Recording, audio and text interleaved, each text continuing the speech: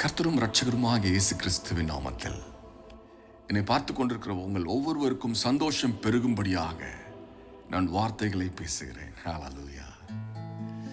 அவரை துதிக்கிற வேளையிலே அவர் நமக்கு பரிசாக உடனடியாக செய்கிற ஒரு காரியம் சமாதானம். அவரை பாடுகிற வேளையிலே நமக்குள்ளாக இறங்குகிறது தெய்வீக வல்லமை. ஆகவே அந்த வல்லமையை பெற்றுக்கொள்ள போகிறவர்களாக இந்த பாடலை நாம் பாடுவோமா?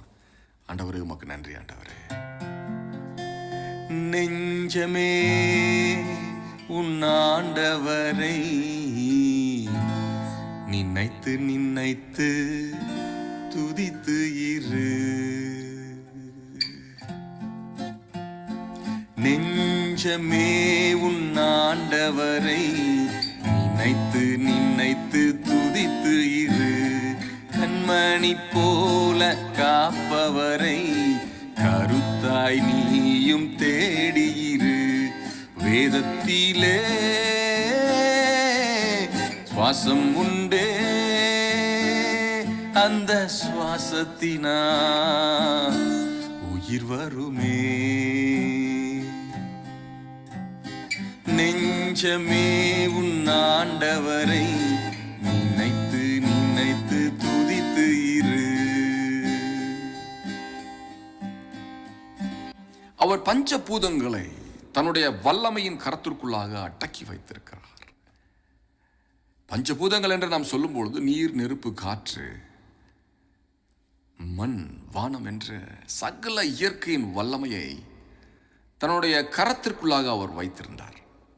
அப்படி அவர் வைத்திருந்ததனாலே கடலின் மேல் அவர் நடந்தார். ஹல்லேலூயா. கடலின் மேல் நடக்கிற வல்லமையை இயேசு கிறிஸ்துவானவர் உடையவராயிருந்தார்.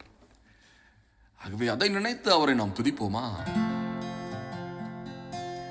பஞ்சபூதம் என்றும் சொல்லும் நீரே மை தெய்வம் என்று கடலின் மேலே நடந்தீரே. பஞ்சபூதம் என்றும் சொல்லும் நீரே மை தெய்வம் என்று கடலின் மேலே நடந்தீரே. வானங்களை தாழ்த்தி இறங்கி நீரே, பாதங்களின் கீழ் காரிருளே, பறவையின் மேலே பறந்து நீர் வந்தீரே. வேதத்திலே சுவாசம் உண்டே, அந்த சுவாசத்தினா உயிர் வருமே.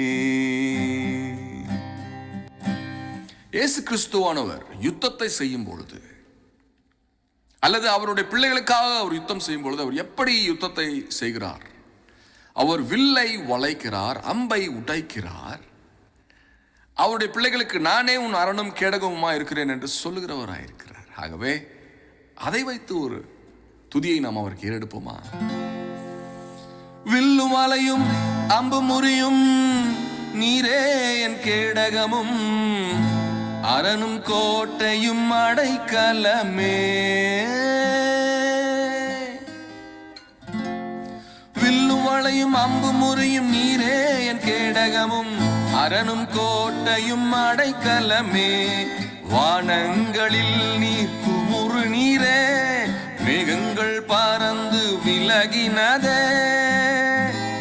உயரத்தில் இருந்து என்னை நீர் தூக்கி நீரே.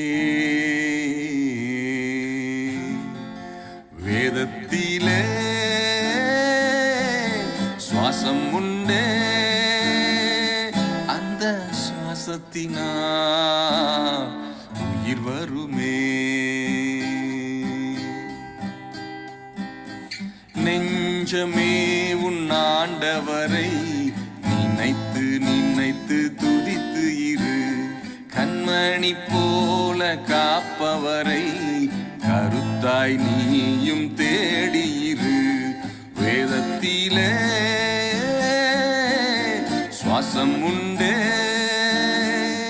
அந்த சுவாசத்தினா உயிர் வருமே. அவருடைய வேதத்தின் சுவாசத்தினாலே நமக்குள்ளாக உயிர் வருகிறது. வார்த்தையினாலே உலகத்தை உண்டாக்கின தேவன் அதே வார்த்தையினாலே நம்மோடு கூட பேசும் பொழுது நமக்குள்ளாக உயிர் வருகிறது. நம்பிக்கையற்ற சூழ்நிலையிலே அவர் தருகிற உயிரின் நிமித்தம் மிகப்பெரிய நம்பிக்கை நமக்கு உண்டாகிறது. நாம் மலைகளை உடைக்கிறவர்களாக மாறி போகிறோம்.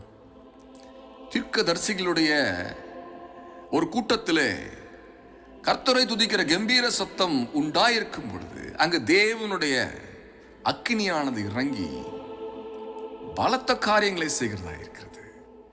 ஆகவே எனக்கு பிரியமான மாணவர்களே, நாம் தேவனுக்கு பிரியமான ஒரு ஊழியத்தை செய்ய அழைக்கப்பட்டிருக்கிறோம். அது என்ன?